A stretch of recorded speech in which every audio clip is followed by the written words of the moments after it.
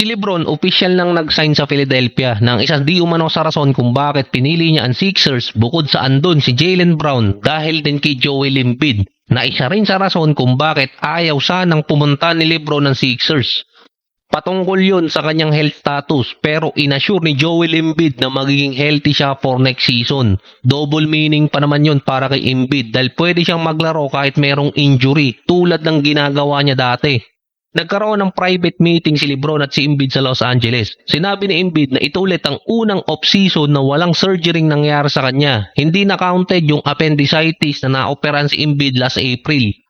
Dito ka lang din kasi bibilib talaga kay Embiid. Kung iba mga player malamang tapos na yung karir sa dami ng history ng injury. Meron siyang meniscus tear injury na tumagal pa bago naoperahan. Nagkaroon siya ng facial fracture multiple times din habang nasa playoffs. Merong mga concussion, thumb surgery.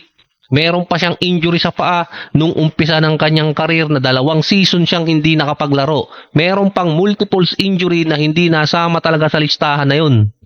Ang kailangan lang di umano ni Embiid mangalaro siya ng 50 to 60 games at maging healthy sa mismong playoffs. Dahil bukod sa injury ni Embiid, tumatiming pa yon sa postseason at laging bumababa ang laro niya. Based naman kay Magic Johnson, 4 na players ng Sixers ang ball dominant. Kahit tanggalin si Embiid, nasa 3 pa rin. Ang tanong doon, paano maayos yun ni Coach Nick Nurse? Base kay Sham, si Lebron ang magiging designated primary ball handler or magiging point guard ulit si Lebron katulad ng 2020 season. Na nag-average siya noon ng 25 points, 8 rebounds, 10 assists, 1 steal, 49 and 34%. At isa rin sa pinakamagandang laro nitong si Lebron or dominant season ni Lebron sa Los Angeles.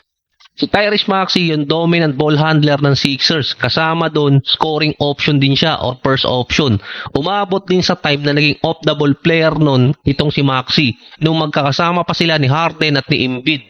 Dahil si Harden noon ang point guard at primary ball handler, nag-average pa rin naman si Maxey ng 20 points, 3 rebounds, 3 assists noong 2023 season. Si Brown naman capable na secondary guy ng isang team. Na attacker minsan sa loob ng paint at kapag kasama dati si Jason Tatum, siya ang nagiging second option talaga. Kaso ngayon, hindi alam kung magiging first, second, or third option or fourth option pa itong si Brown. Based sa mga scout, para matapatan yung lineup ngayon ng Sixers based in papers, kailangan nilang gumamit ng up-tempo or fast-paced na game style or dadaanin nila sa run and gun tapos pressure defense dahil hindi makakasabay di umano sina Embiid at si Lebron.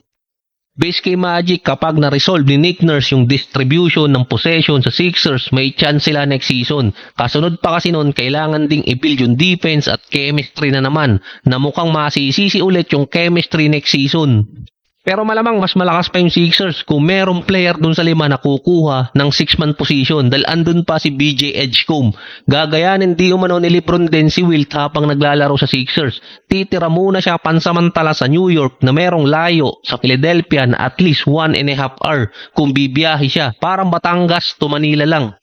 Mabilisan lang din kapag walang traffic. Pero Lebron yan. Kung ibang player siguro ang gagawa nun, malamang kotse ang gagamitin. Pero kay Lebron, helicopter. Pwedeng abutin lang siya ng 45 minutes mula New York or Manhattan papuntang Philadelphia. Kaya ganito ang setup ni Lebron ay dahil di umano sa lifestyle na fit para sa kanya. Pero pinaka-importante doon, meron kasi siyang business. Kailangan niya nasa Prime City. Meron kasing Spring Hill Company si Lebron, ito yung entertainment at production company niya na ilalagay sa New York. Meron pa rin naman siyang home base at headquarters sa Los Angeles. Based sa report, meron na kasing office talaga ang Spring Hill sa New York. Pwedeng mapalaki ni Lebron yung business niya kung sa New York siya mag-i-stay pansamantala. Mukhang totoo din yung report na lumapit or nakipag-discuss ang kampo ni Lebron sa Knicks kaso tumanggi ang team dahil build na yung lineup nila. Ayaw na nila magdagdag. Si Russell Westbrook naman bigla na lang din nawala ngayon sa mga possible free agent na pwedeng mapapirma ng mga team. Meron kasi mga head coach na kinausap si Coach Erik Spoelstra na wag isign si Westbrook dahil mahirap di umanong i-coach na player. Nagtaka din yung iba sa sagot ng GM ng Sacramento na dati humabol kay Westbrook na ang sinabi kahit gusto niya si Westbrook sa team, wala na kasing sapat na cap space para papirmahin siya. Kulang pa rin kasi ng 3 player ng Sacramento at minimum contract lang din naman na makukuha ni Westbrook. Sinulsulan pa ni Dwight Howard si Westbrook na subukan ng overseas. Pero sabi nga ni Westbrook hindi siya maglalaro sa ibang bansa at hindi pa rin siya magre-retire. Pero sa sitwasyon ni Westbrook, wala pang team ang may interes sa kanya at malamang mapuwersa si Westbrook na mag-retire.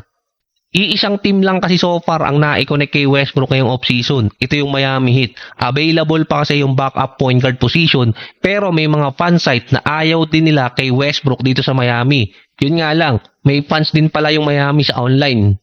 Ang isa pang team kasi na kinonect dito kay Russell Westbrook bukod dati sa Denver Nuggets na mukhang hindi naman talaga siya makakabalik doon dahil over na sa tax apron ay yung Washington Wizards na in-speculate na posible magkaroon din ng reunion dahil naglaro din naman si Westbrook doon. Kasunod yun na ang best possible exit na lang talaga ni Westbrook kung magre-retire talaga siya ay bigyan ng pagkakataon ng OKC Thunder na isign sa kanilang roster para magkaroon din ng chance si Westbrook na mapag-compete talaga sa championship.